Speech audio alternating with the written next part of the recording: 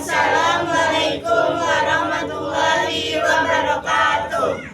Sebelumnya, kami dari kelompok 3 ingin mempresentasikan bentuk-bentuk perlawanan Indonesia. Dan perkenalkan, nama saya Yanti. Perkenalkan, nama saya Nadela. Perkenalkan, nama saya Lucy Lestari. Perkenalkan, nama saya Lisa Apriana. Perkenalkan, nama saya Saskia Rosa Maharani. Perkenalkan, nama saya Muhammad Rizky Yulianto. Perkenalkan, nama saya Rangga Ramadan. Di sini ada bentuk-bentuk 10 perlawanan. Yang pertama, perlawanan di daerah Sulawesi. Lebih tepatnya, perlawanan rakyat Makassar terhadap VOC.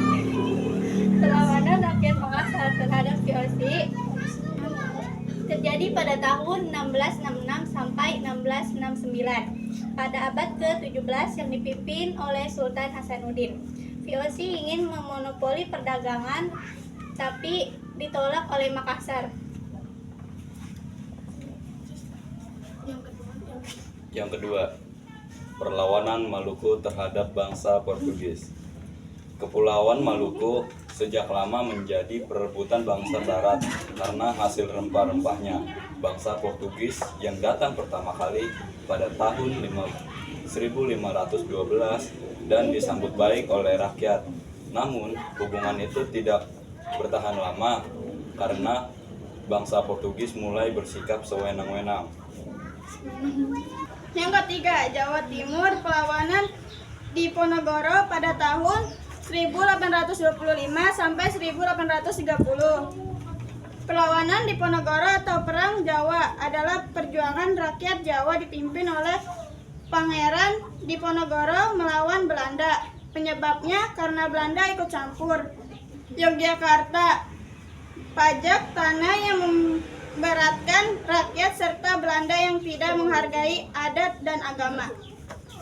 Yang keempat, perlawanan rakyat Riau terhadap VOC. Perlawanan rakyat Riau terhadap kolonialisme dipeloroti oleh kerajaan Siak Sri Indrapura di bawah pimpinan Sultan Abdul Jalil Rahmat Siak dan kemudian dilanjut oleh putranya Sultan Muhammad Abdul Jalil Muzaffar Shah. Mulai pertengahan abad ke-18, VOC berusaha memonopoli perdagangan di Selat Malaka. Tindakan VOC yang merampas hak dan kebebasan rakyat menimbulkan rasa tidak puas. Yang kelima, perlawanan rakyat Banten. Perlawanan rakyat Banten terhadap bangsa kolonial merupakan salah satu perjuangan penting dalam sejarah Indonesia. Pada abad ke-17, Sultan Ageng Tirtayasa memimpin perlawanan melawan VOC karena campur tangan Belanda dalam perdagangan dan politik Banten. Ia membangun pasukan armada laut yang kuat. Namun perlawanan ini melemah setelah terjadi konflik dengan putranya Sultan Haji yang justru bersekutu dengan VOC. Akhirnya Sultan Ageng ditangkap pada tahun 1683 dan Banten jatuh ke dalam pengaruh Belanda.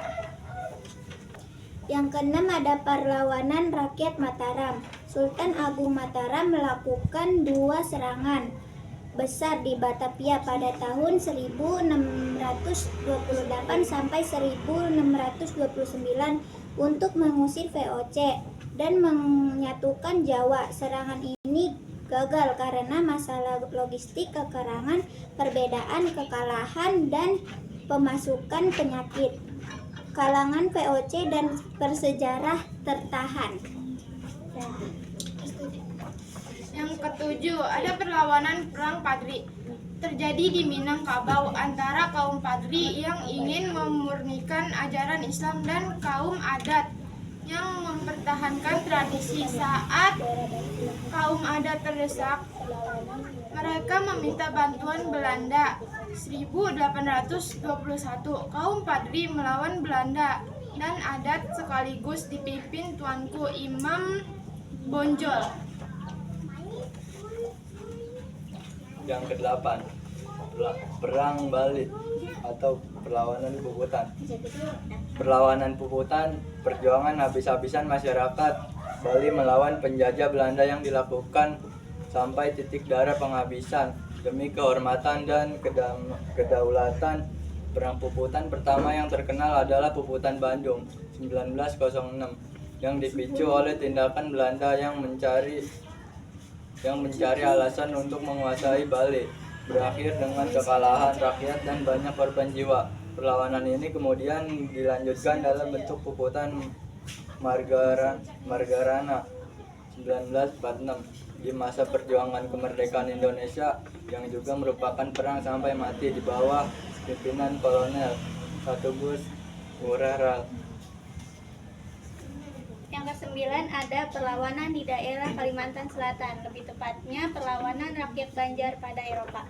Perang Banjar pada tahun 1859 sampai 1906 yang dipimpin oleh Pangeran Antasari sebagai respon terhadap campur tangan Belanda untuk urusan Kesultanan Banjar, penindasan politik serta eksploitasi sumber daya alam seperti batu bara. Yang ke-10 ada perlawanan rakyat Aceh pada Eropa. Perlawanan Aceh terhadap Eropa diawali dengan perlawanan terhadap Portugis dan untuk memonopoli perdagangan di Selat Malaka. Perlawanan ini terjadi pada abad ke-16. Aceh melakukan serangan terhadap Portugis pada tahun 1568. Aceh tidak hanya melawan kekuatan militer Portugis tapi juga memblokade perdagangan mereka. Setelah melawan Portugis, Aceh melawan Belanda untuk mempertahankan wilayah dan kemerdekaan dari tahun 1873 sampai 1904 dan pada abad ke-19 sampai abad ke-20 yang dimulai pada 1873 di bawah pimpinan Kohler. Perang ini dimotivasi oleh semangat jihad Fasibila, di mana masyarakat Aceh melihat perang melawan Belanda sebagai jalan menuju surga. Jadi kesimpulan dari semua perlawanan rakyat Indonesia terhadap bangsa Eropa adalah respon gigih terhadap penindasan dan eksploitasi kolonial yang berakar pada keinginan untuk memperhatikan kedaulatan dan sumber daya alam. Sekian dari kelompok kami, kurang lebihnya mohon maaf. Wassalamualaikum warahmatullahi wabarakatuh.